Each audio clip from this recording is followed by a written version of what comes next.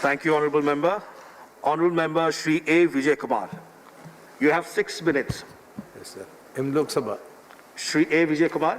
Lok Sabha, sir. Yes, sir. You have 6 minutes. Thank you, sir. I am thankful to you for giving me this opportunity to put forward my view and the views of my party on the Banking Regulation Amendment Bill 2020. The necessity of the bill was realized after some of the incidents concerning cooperative banks unearthed in recent times. There should be someone to vouch the functioning of our cooperative banks, and this bill is in this direction. The bill provides to bring our 1,482 urban cooperative banks and 58 multi-state cooperative banks under the control of the Reserve Bank of India.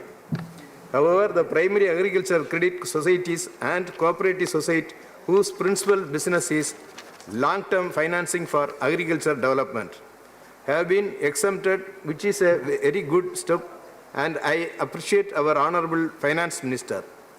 The very interesting part of the bill is that the Reserve Bank of India can initiate a scheme for reconstruction or amalgamation without imposing a moratorium.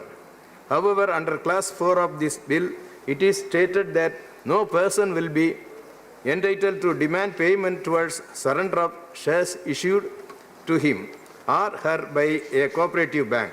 Further, a cooperative bank cannot withdraw or reduce its share capital.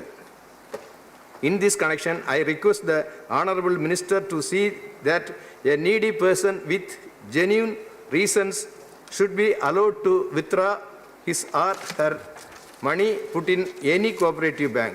He or she may be seeking the money maybe for any other genuine reasons. Therefore, he or she may be allowed to withdraw or surrender his or her shares for refund of money. Now, the government has come with the more strict by way of this bill. What I would like to urge upon the Honourable Finance Minister to allow registration of multi-state cooperative across the country, as the same has been kept in the abeyance for quite some time.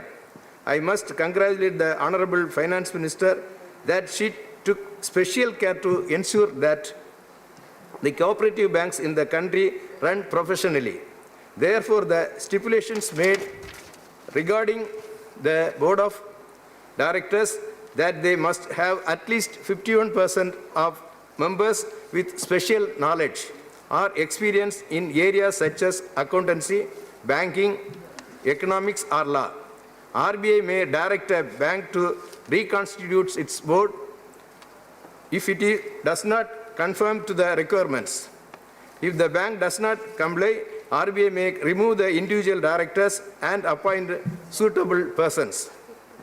It is needless to say that nowadays any organization can run or make profit if it is followed professionally. Therefore, this provision is in the right direction. With all this, I conclude my speech and I support the bill on behalf of our party AADMK. Thank you, sir. Thank you, Honourable Member. Honourable Member Dr. Amar Patnaik.